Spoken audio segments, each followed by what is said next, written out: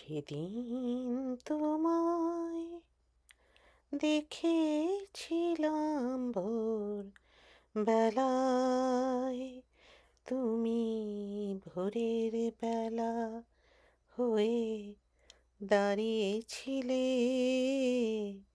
কৃষ্ণচূড়ার ওই ফুল ভরা গাছটার নিচে।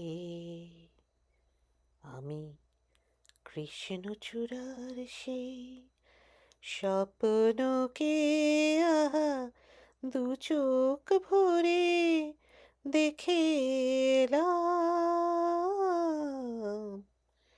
সেদিন তোমায় দেখে